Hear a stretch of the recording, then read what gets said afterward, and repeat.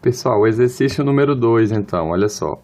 Ele está falando aqui que essa figura tem um hexágono regular ABCDEF, tá certo? ABCDEF, tá ok?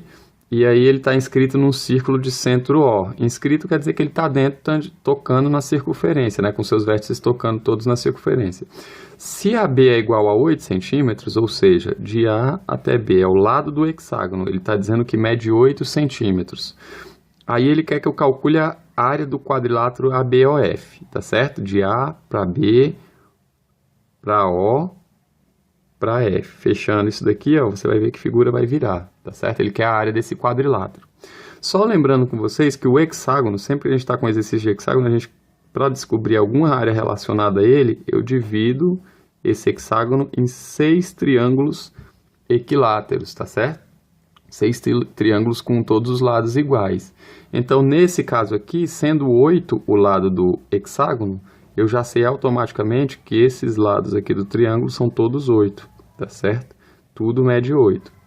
O que significa isso? Significa que o raio da circunferência, que vai do centro até um ponto qualquer da circunferência, também mede 8.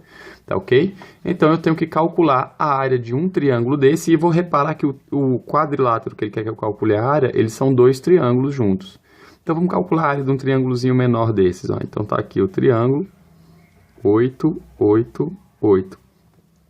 E aí, você tem duas formas de fazer esse exercício, tá certo? Então, você pode traçar a altura primeiro, ó, a altura formando 90 graus com a base. E aí, quando eu traço a altura, eu vou ter esse triângulozinho aqui, ó. Deixa eu desenhar ele maior aqui fora. 8. A altura eu vou botar x. E esse pedaço da base aqui, que é a metade de 8, é 4. E o ângulo de 90. E aí eu posso calcular a altura usando o teorema de Pitágoras. Ó. 8 ao quadrado, que é a hipotenusa, é igual a x ao quadrado mais 4 ao quadrado.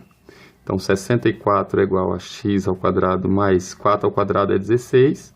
64, passa o 16 para o outro lado, fica 64 menos 16 é igual a x ao quadrado. 64 menos 16, 48, que é igual a x ao quadrado. Ou seja, x é igual a raiz quadrada de 48. E aí você lembra que a gente consegue fatorar o 48, né? Vamos fazer a fatoração do 48 para deixar essa raiz aí mais simples, né? Por 2. 24 por 2, 12 por 2, 6 por 2, 3 por 3, 1.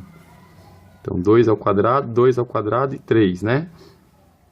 Então, quem vai ser o x? Esse 2 vai sair da raiz, esse par de 2 aqui vai sair um deles da raiz e o outro 3 vai ficar dentro. Então, eu vou ficar com 4 raiz de 3. Esse é o valor de x. Se eu achei aqui que o x é a altura, agora eu vou calcular a área do triângulo usando a fórmula da área, né? A área do triângulo é igual a base vezes a altura dividido por 2.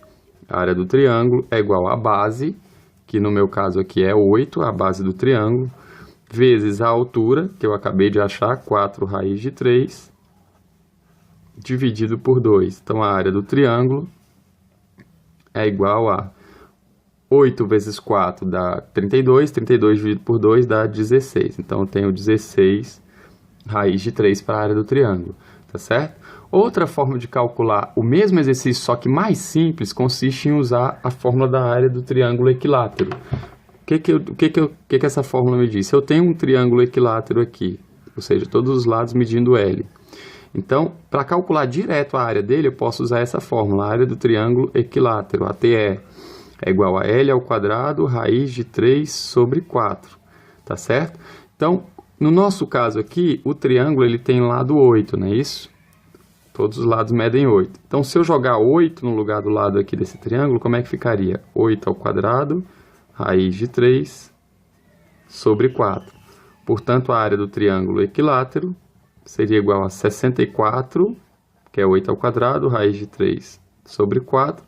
E 64 dividido por 4, 16. Então, 16 raiz de 3. E você vê que a gente chegou na mesma resposta usando qualquer um dos dois raciocínios, tá certo?